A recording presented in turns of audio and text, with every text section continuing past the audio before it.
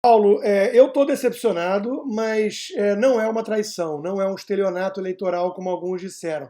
Eu resgatei, inclusive, esses dias uma entrevista que o próprio Jair Bolsonaro deu ao lado do filho na Jovem Pan, para o programa Pânico com Emílio Surita, onde ele diz claramente, com todas as letras, eu vou ter que sentar e conversar com quem estiver lá.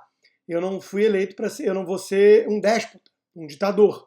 Então o Congresso precisa ser respeitado.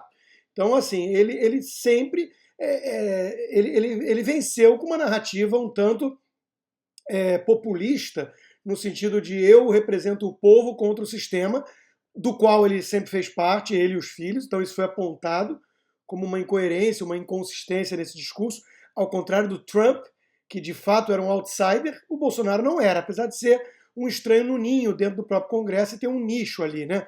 Eleito para 7 mandatos no Rio de Janeiro com a mesma mensagem ali, mesmo público. Mas ele falou, né? Ele lançou mensagens contraditórias, digamos assim. Então, nesse aspecto, não foi totalmente estelionato, porque ele, em várias ocasiões, disse sim que tinha que conversar com quem estava eleito e não gosta de quem está eleito, vota melhor, né? Ou muda o sistema. Precisamos mesmo de uma reforma política, que está muito ruim a situação.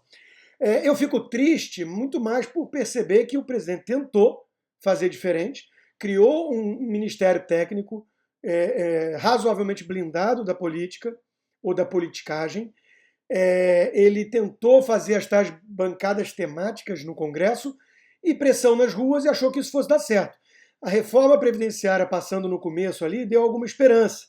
Mas é porque, na minha visão, os donos do poder, o centrão fisiológico, os despachantes da elite que manda no Brasil, já tinha percebido que era preciso salvar a galinha dos ovos de ouro, que o PT estava destruindo tudo. Então daí veio o impeachment da Dilma e daí veio a ponte para o futuro do MDB. O governo Temer foi um governo de transição, foi um governo reformista. E o próprio governo Temer já tinha quadros melhores em estatais, em alguns ministérios, e tinha uma reforma previdenciária, que ia economizar metade do que economizou a do Bolsonaro, mas que foi interrompida por aquela questão toda do Janot e tudo mais. Então, os donos do poder, eles sabem que precisam fazer algumas concessões na área econômica, principalmente. Então, ali houve a aprovação da reforma e muita gente falou, vai dar para fazer assim até o final do mandato. Eu sempre achei uma ilusão. Então eu fico triste por constatar que eu estava certo, eu tenho textos escritos na Gazeta sobre isso, dizendo que ele ia ter que decepcionar a base mais romântica, né, mais utópica e até mesmo mais jacobina, como eu chamei à época, que achava que eleger um presidente era fazer uma revolução, né, era chegar lá e subverter o sistema. Ora bolas, ele não é um déspota e não foi eleito para isso. Agora, a melhor defesa, Bolsonaro, só para fechar assim, a melhor defesa que eu vi foi feita por um personagem muito curioso, né? Porque eu vou ler, depois eu digo o autor, né? Chegou a hora de fazer a defesa séria de Jair Bolsonaro. Vou elogiar a postura dele. Ele botou a mão na cabeça e disse: está na hora de cuidar das prioridades, das reformas e da governabilidade. E é o que ele começou a fazer. Não existe política sem políticos. E não existe governo sem políticos. Isso é uma ficção, a não ser que você queira dar um golpe de Estado. Ninguém resolve isso na base da marretada, da machadada. Ele vai ter que fazer composição com os partidos políticos, porque essa natureza da democracia faz parte da democracia representativa. E depois ele mencionou essa pessoa que em vários partidos desses do tal Centrão tem gente boa, né? E inclusive ele cita o PP. Quem é? Esse é o Renan Santos, líder do MBL, né?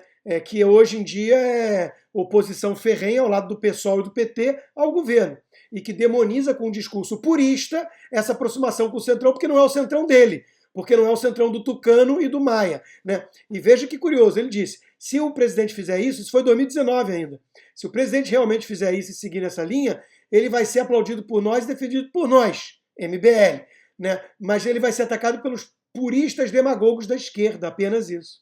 Que curioso ver eles hoje agindo exatamente como isso, puristas demagogos da esquerda. Então, Paulo, infelizmente, o Brasil tem dono, o Congresso foi eleito e não tem muita escapatória. Agora, é triste constatar exatamente isso. Não, essas traições foram muito importantes para fragilizar o presidente.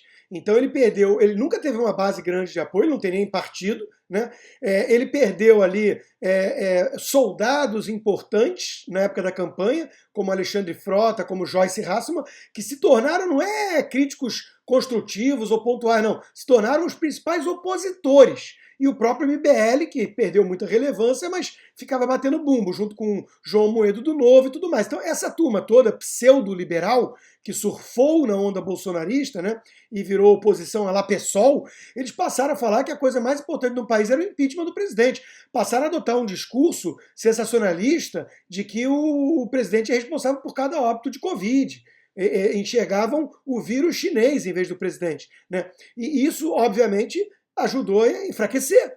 Então, tornou o Bolsonaro ainda mais refém do Centrão, até porque parte da explicação é governabilidade e parte é blindagem contra impeachment. Quem assinou o super pedido de impeachment mesmo?